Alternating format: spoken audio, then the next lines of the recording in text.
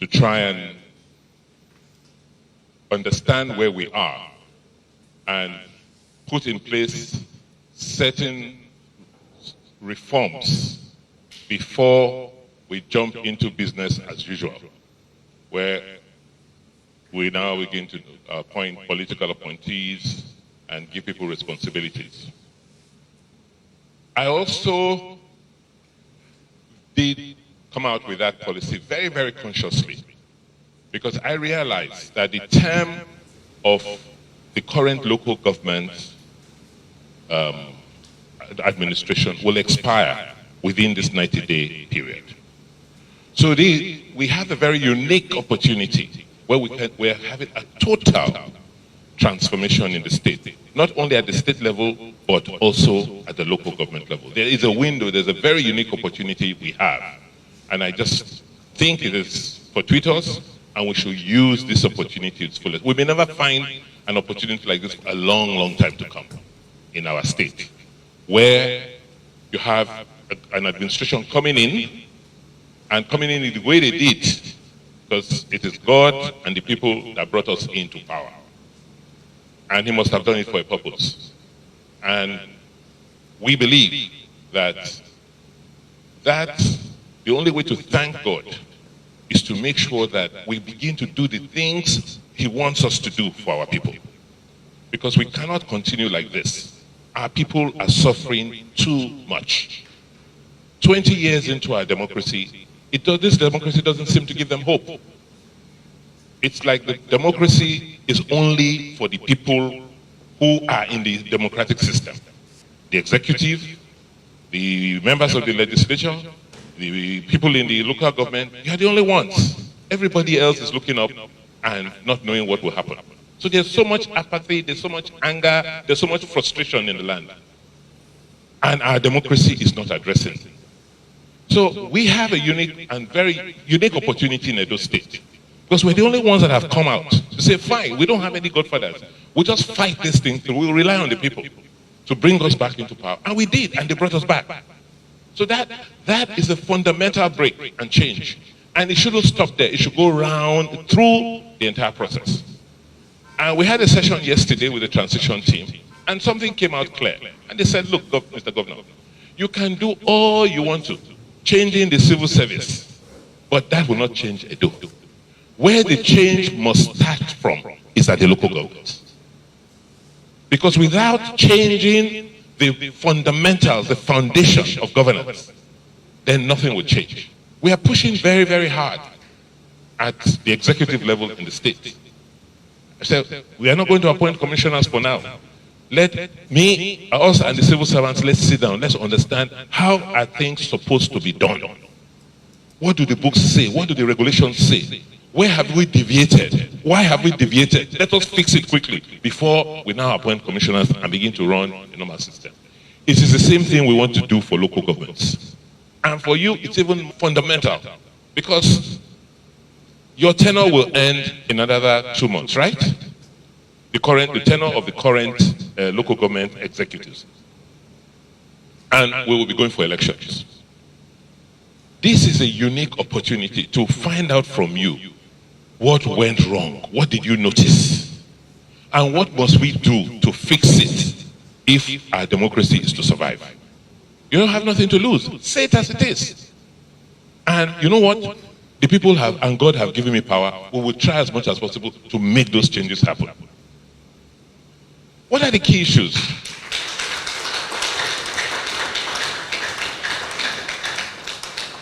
What are the key issues? First and fundamental is governance. How are our local governments governed? Yes, the Constitution provides for how local government chairmen and executives are elected, right? But the process of election itself affects the nature of governance. Yeah, and you will see it in Edo because of the way I have been elected. It's definitely affecting the way we are going to govern Edo. Because I realize that the reason why people voted for me, for us as a government, is because of that hope. Given the track record we had, they feel that If we are allowed to continue, we'll do more for them. So the parents of the almost 300,000 children we have in our basic school system knew that they would lose something. They could lose something if there was a change and there's no Edo Best anymore. So they came out, they had a stake. So as governor, I have no choice but to continue with Edo Best and improve on it. Because that is one of the reasons why I was given an opportunity to serve. Not one big man, not one person from Abuja or Edo, one godfather was, did it. So I'm not beholden to them. I'm beholden to the people.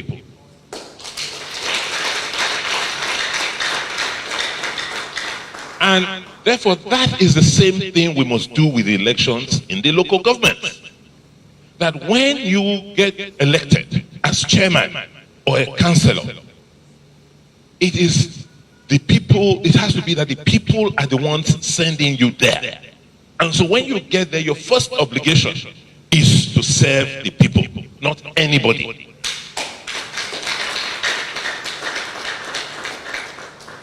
Because once the people realize that you are serving them, even when you don't have all the resources, they are more empathetic. They trust. They believe that, okay, he's trying. We didn't do everything we could in 4 years, did we? But people said, but they are trying. Let's give them a chance. Let us continue to support them. Of course, you had the bad people who were saying he has not done nothing, his own MOU, but that's politics. But going, for us, particularly in the local governments, we don't have enough. Therefore, the little we have to be able to convince the people that we're using all of it for their own good. You'll be shocked that they on their own will, help you get more resources to work for them. What are we supposed to do for the people as local governments? The local government is the first point of interaction with government, with our democracy. How many people can see the governor in Edo State? How many? Very few. Even before you get to government house, the cost of getting there, the security won't allow you to get to me. But they can walk into the local government chairman's house or office. Because see me, see you. Is that not so? I understand that things have broken down. But I want to let you know that the whole of Edo South used to be one local government. The whole of Edo Central used to be one local government. In the First Republic, the design of our democracy realized that local governments were at the first, in fact, the most important structure. The most important structure in our democratic experiment. So don't think that you are not important. Don't think that it's the governor. No, the governor can't be governor without the local governments. What are the key things people need? They need security. So in this session, I brought with me a security team I'm working with, who are helping us with the new security design. And you will be able to talk to them and they'll talk to you to see how can we realistically secure our people.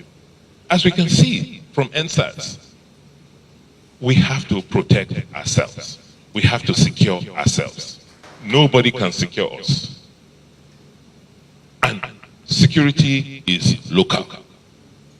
So the core of security has to be at the local government. We need to provide education.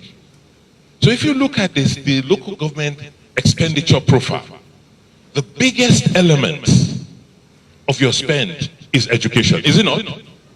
You have to pay the teachers. They are superb.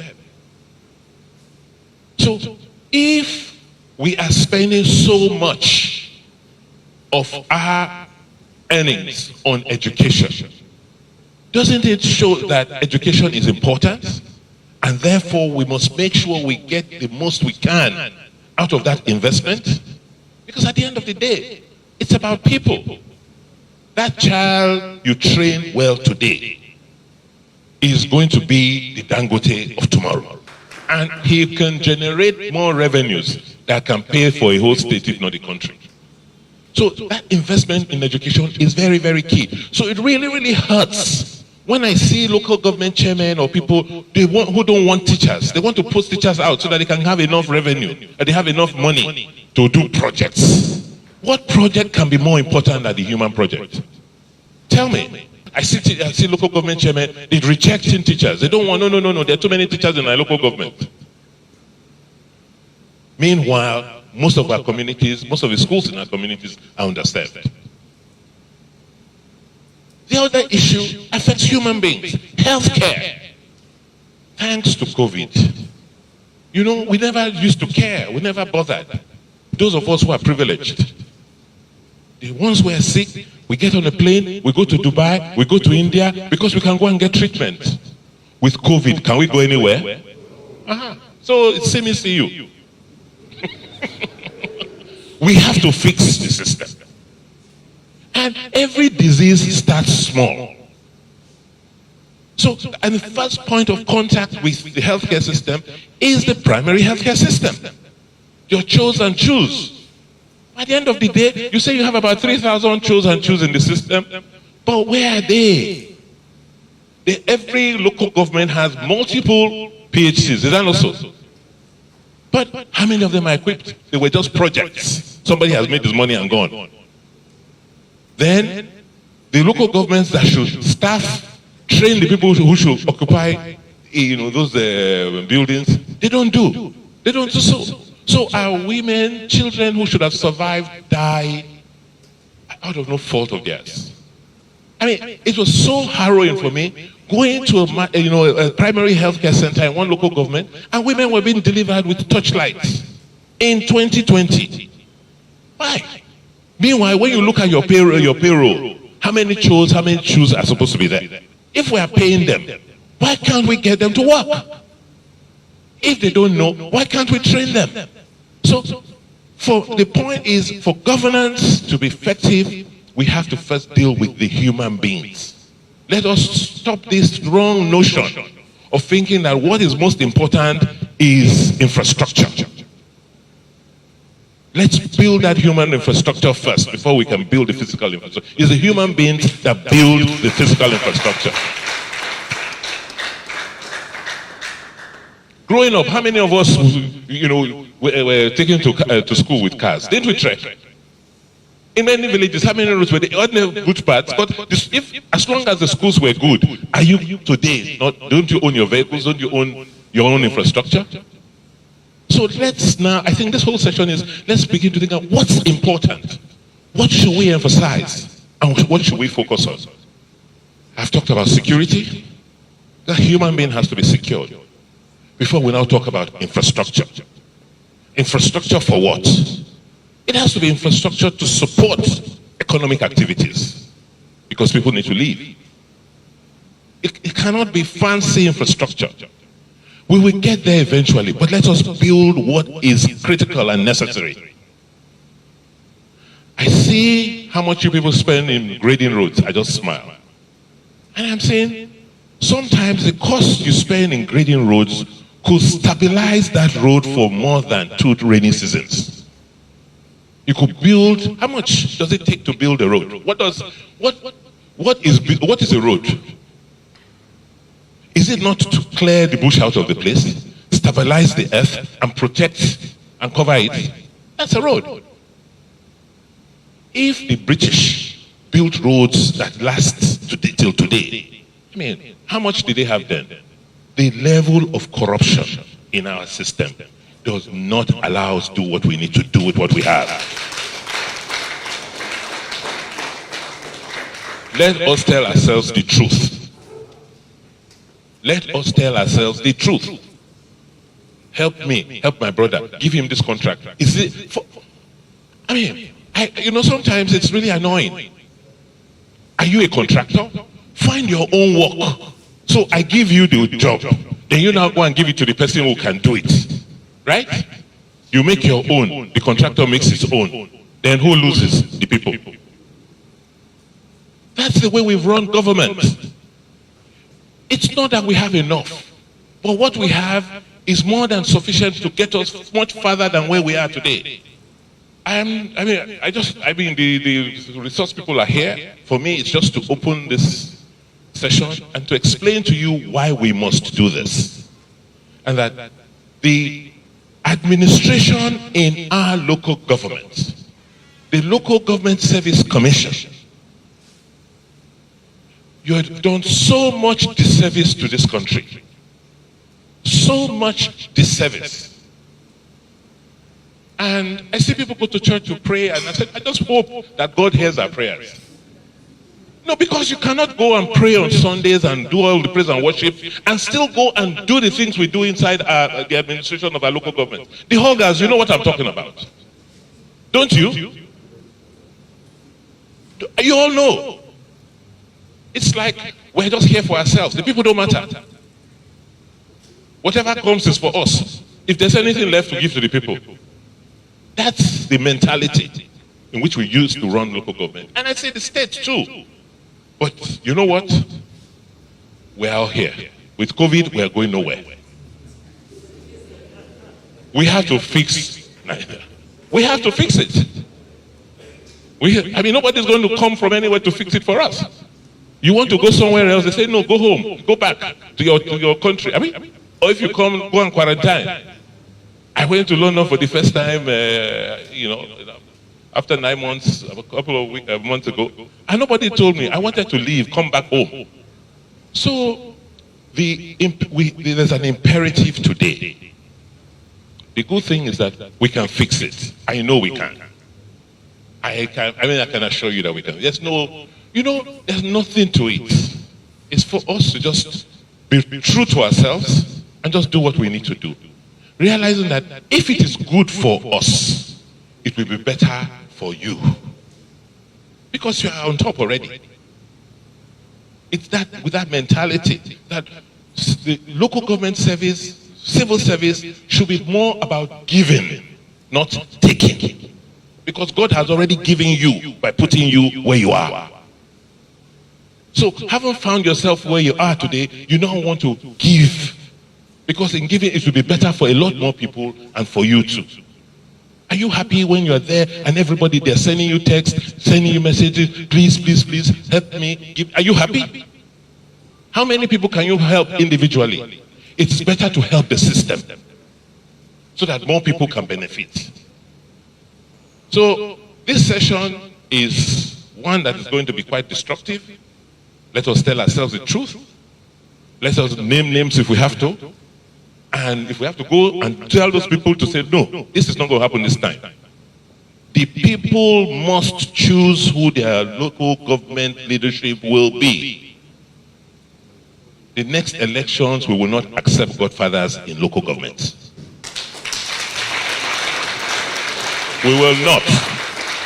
Because we have said no to godfatherism in Edo State. We will not accept godfathers. We can only people of proven integrity, people who have demonstrated capacity, people who their people know have served and will serve them, should be the people we should elect as chairmen and councillors in our local government.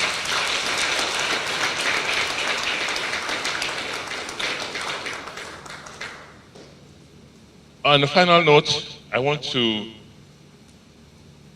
assure our consultants, many of you have managed great institutions. You have worked in great institutions, multinational, and so you have a world of experience and a wealth of experience. But you are dealing with local people. So we have to look for a way to localize those thoughts, those ideas, so that they begin to understand how the building blocks can be put together and why they are the core building blocks for that great institution that we need to build. On that note, I want to welcome you and declare it open.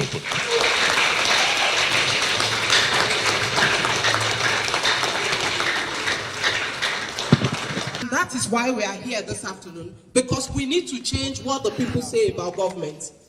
COVID-19 has changed the narrative. How do you want to make an impact if you do not have the right resources or the right level of resources to make an impact? The impact you will make is in your ability to do projects, to train children, to pay salaries and pay it on time, to do projects that will have an impact on the lives of the people. And all of that goes back to the Naira. If you look at Nidu's presentation, he already told us our IGRO is in single-digit units. And for a state that is as endowed as Edo State, it is a shame. It is a big shame. That means we have opportunities that we are not utilizing. That means that there are things that we should be doing that we are not doing. It's like a woman who has a womb and refuses to incubate a child. Not because she's unable to, but because she says, no, I'm the modern woman, I don't want to incubate a child. That's what we are doing. We have the womb, we have the resources, but we have refused to incubate the child. And this morning we want to see, how do we do that? What that has shown us is that our main source of funding as local government is from federal government allocation.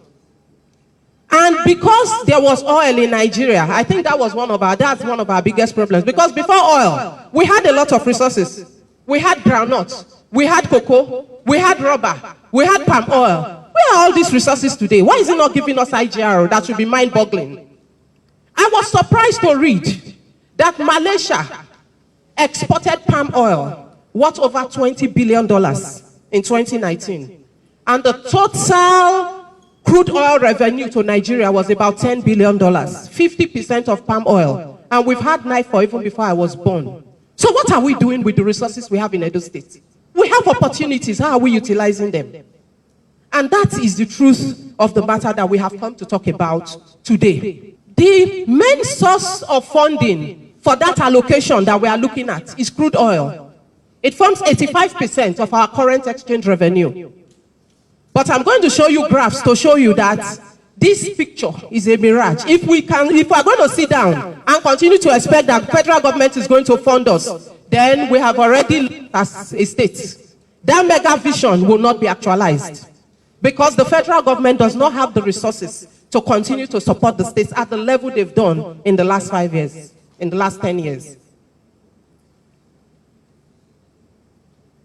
Federal government earnings is on a downward trend. Year on year, we are having wider and wider budget deficits. We are borrowing to close our budget deficits as a nation. What does that mean? We are leaving debts for our grandchildren and great-grandchildren to pay, that they don't know what we spent it on. Are this money being used for projects that impact the lives of the people? If it was, there won't be so much dissatisfaction amongst the common men in Nigeria. The dissatisfaction is that because all of the resources that we are seeing being borrowed is not impacting on the lives of the people. We have increased inflation over time. I'm going to show you something on that.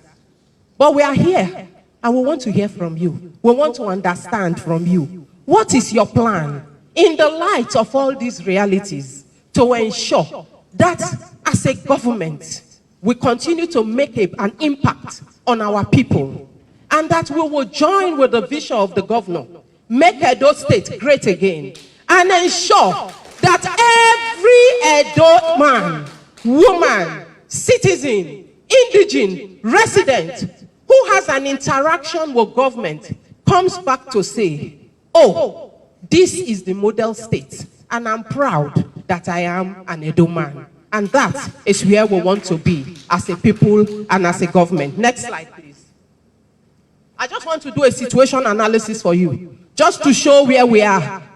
And for us to know that the EndSARS riot we saw, that we were crying, that one is chicken's play. My children will say it's moi moi leaf, because moi moi leaf, when you unwrap the moi moi, you throw away the leaf, it's useless. So the EndSARS protest we saw is moi moi leaf. When the next one comes, if we don't change the way we are doing things, that is what you would call the egg inside the moi moi. You know, that's the one that people are looking for, the one that is important. We see pair. And the thing that is even paining me in the whole matter is that at that point, the frustration will be so high, they will not be able to differentiate between government and non-government, between multinational worker and local government chairman. So if we sit back and say, that is for people in government, it doesn't end us. When the kasala bursts, now all of us go run. I'm just telling you the truth as it is. When the trouble comes, If you are somebody that reads the Bible, there was one part in the Bible, I'm not so good, but I remember the story. I don't know where it is in the Bible. They said that things were so bad. The women were prizing their children. Say, you bring your pikin, may we chop today, tomorrow we'll chop my pikin. That's where we are going to in Nigeria. If you've not seen it, that is where we are going, and we need to stop, take stock, and reverse the trend so that we do not become a failed people. When the French Revolution was going to happen, from the stories I heard, they went and told Marie Antoinette that, the people are rioting, they said there's no bread. And she said that if there's no bread, they should eat cake. Person when not afford bread, they eat cake. When the revolution came, all the royalty in France was wiped out. All of them. The people took to the streets and they decided to kill the elite. Nigerians are frustrated, so frustrated, we are almost at that point. They are so frustrated. People stayed in Lekki toll gate. They knew soldiers were coming. And they stood there to say, I beg, make them not say we're serious. That is the only reason why guns, they were able to shoot them. If to say they run, they will not shoot them. It tells you how frustrated a man is when he says, I would rather face the gun than turn my back and run. That is the level of frustration that our people are at. And we need to reverse the trend. And the people to reverse that trend in Edo State are all sitting in this room. And we want to hear from you. What are you going to do to reverse that trend? If you look at this slide, crude oil production and price. Production is going down. Price is going down. When we were small, I think it was Fala that sang it. Double wahala for the body and the owner of the body. Double wahala. Now double wahala with the CISO. The production is going down. The price is going where? So the money we are getting in federal government, is it rising? Okay, truth be told. Look at your exchange rate. Your earnings are going down. Your Naira exchange rate is going up. What does that do to the cost of living and the cost of goods of services? It's going.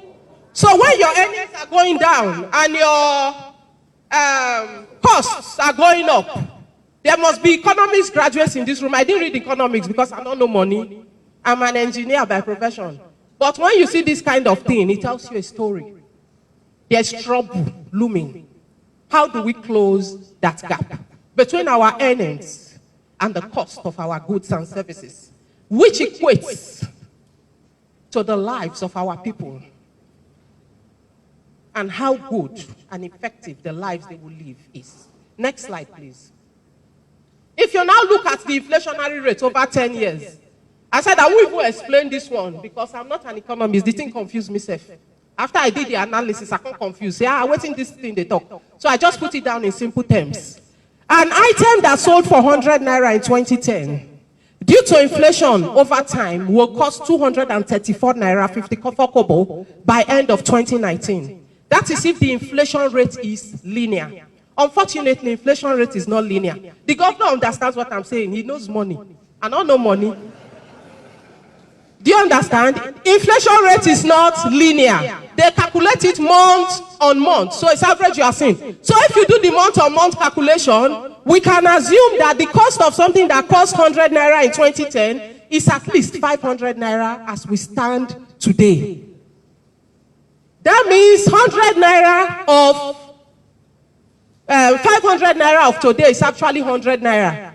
They have something they do, net present value. If you look at the net present value, is 100 Naira. Because what you can buy with that 500 Naira is 100 Naira what? Have we increased salaries by 500%? Have business profitability increased by 500%? So what has that done? No, we need to look at the impact. Go back. If you look at the impact on staff buying power, it has reduced by 80% from 2010 to date. This shows that both governments and the people are getting poorer year on year. The only way we can mitigate this is to look at the opportunities that are bound around us and begin to talk to ourselves and say, how do we harness these opportunities? How do we begin to increase our IGRO from 6% And we have said and put a target that for local governments, IGRO should be circa 150% of federal government allocation within the next 3 years. And that is the vision that we want to drive. And that is where we want to be. I think I've given the message as well as I can. I know that there are other slides that actually show a lot about our revenue and all of that. Go forward. But I think the main message we want to show is that we are not where we should be. The frustration is rising. Even for me, the frustration is rising. Unfortunately, what I've come to realize, even when I go and look for old dress I wear, I go to the market, and when you get to the market, it be like, say, the face, they talk, the skin, they talk, they know, say, you get money. Waiting that you know that they know, it ain't person forehead. So it doesn't matter, you think you go run and lie, they know you, they go know you, your skin, they talk. AC don't change the game. When you come out, they'll say, now rich man be this, they will call you. And by God's grace, we will not, because we have a governor with a vision.